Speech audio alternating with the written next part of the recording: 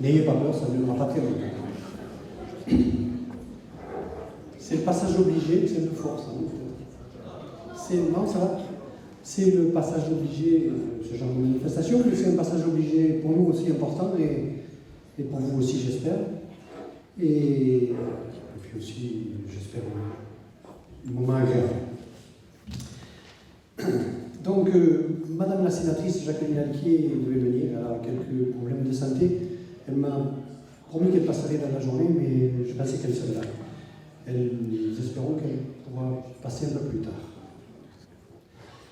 Mesdames et messieurs les élus, mesdames et messieurs les amis venus de loin pour certains, monsieur le président d'UNA, André Flagel, qui est ici présent, venu tout exprès de l'Isère, mesdames et messieurs les usagers ou les amis de la DAR, mesdames et messieurs les salariés, vous tous qui êtes là aujourd'hui, dans la répartition des rôles pour les discours, la présidente de la DAR et moi-même avons convenu que je parlerai chiffres et dates afin de retracer un peu d'histoire et de montrer l'importance de notre association. Elle parlera plutôt de la dimension associative et de la place de la DAR dans la cité, de son rôle politique.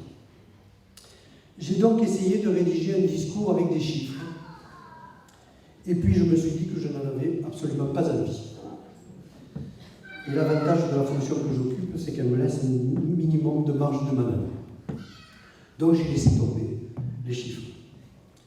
J'ai décidé de vous n'en donner qu'un seul. D'ailleurs, les autres sont affichés à l'entrée. Je ne sais pas si vous avez eu le temps de passer, parce que c'est vrai qu'à l'entrée, les gens passaient tellement vite que je ne suis pas sûr que vous ayez vu tout ce qu'il y avait à voir à l'entrée. Vous le regarderez en sortant. Le nombre dont je voulais vous parler, c'est celui des personnes aidées, des personnes accompagnées chez elles ou au centre d'accueil de jour au cours de l'année 2011. Ce nombre, c'est 1600. Pourquoi ce nombre ? Parce que 1600 clients ou usagers, ce sont 1600 portes d'entrée, évidemment. Ce sont, une fois l'entrée passée, 1600 logements différents, avec chacun ses spécificités. Son rangement, à ne pas remettre en question, ses usages. Ce sont 1600 façons de manger, de dormir, de regarder la télé, de parler de la pluie, du beau temps, des voisins, mais ce sont aussi et surtout 1600 humanités. Je veux dire par là 1600 histoires de vie, 1600 affections ou désaffections familiales, 1600 joies, 1600 tristesses. Ce sont, suivant les jours, 1600 bonheurs ou 1600 malheurs, petits ou malheureusement trop grands.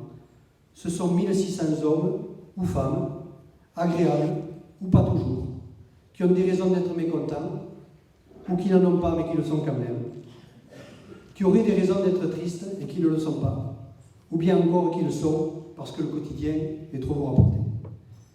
Ce sont 1600 vies. Comment pourrait-on aborder ce travail-là de manière uniforme ? Comment pourrait-on normaliser les relations ? Comment ne pas mettre dans ce métier une grande partie de soi ? Et nos salariés, tous les jours, prennent une dose non négligeable des difficultés de ces vies. Mais ils en prennent aussi les joies.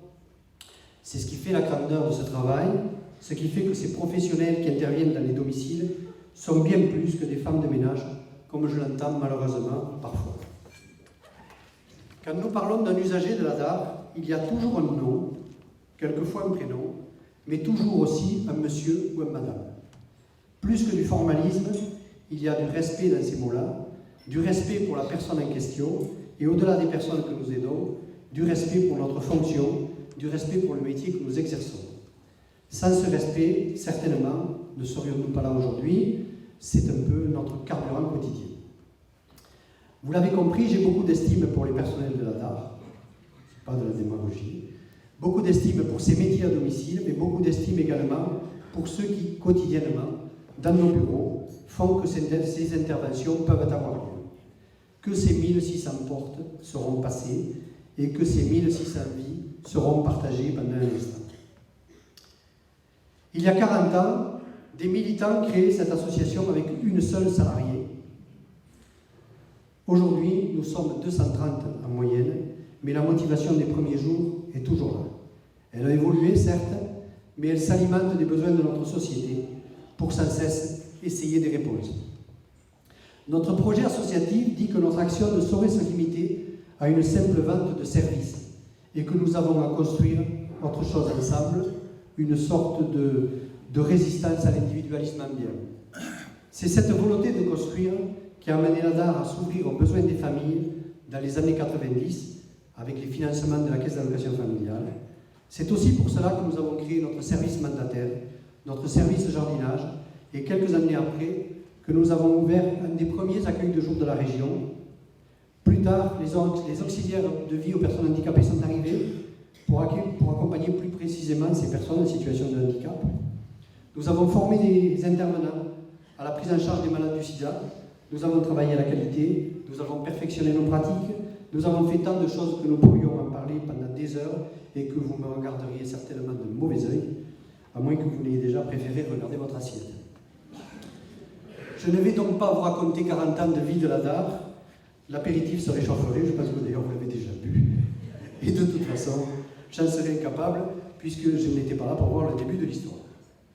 Je veux juste vous assurer que ce travail pour nous est plus qu'un métier, que la satisfaction d'avoir aidé quelqu'un en difficulté est quelque chose qui nous grandit tous et nous permet de dépasser les difficultés quotidiennes.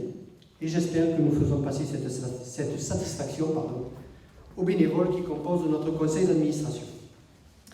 Alors je vais vous demander, comme je l'ai déjà fait il y a 10 ans et je crois il y a 20 ans, rassurez-vous, il y a peu de chances pour que je sois dans la misère pour le refaire, je vais vous demander de témoigner votre estime à toutes celles et ceux qui, au quotidien, font que nous pouvons être là aujourd'hui pour en parler.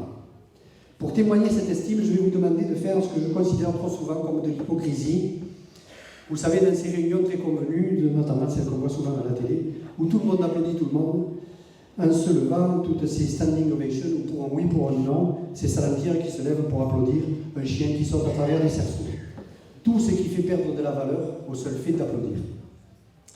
Donc les applaudissements que je vais vous demander de décerner à toutes celles et ceux qui contribuent à faire de la DAR ce qu'elle est, tous ces applaudissements que j'espère que vous allez leur donner, je voudrais qu'ils soient des plus sincères, sans fioriture, sans faux semblant, qu'ils soient le relais de ce que je viens de vous dire, et pour que vous n'ayez pas à applaudir debout, je vais demander à l'ensemble du personnel de la DAR, mais aussi à tous les bénévoles du conseil d'administration, de se lever à votre place afin que vous puissiez leur témoigner votre estime.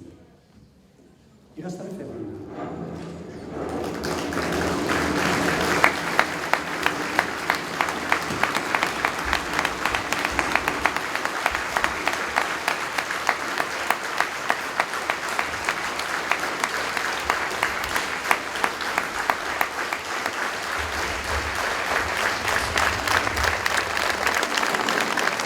Voilà, c'est pas parce que c'est ça qu'il faut savoir pour le temps, parce que sinon, ça va pas décider.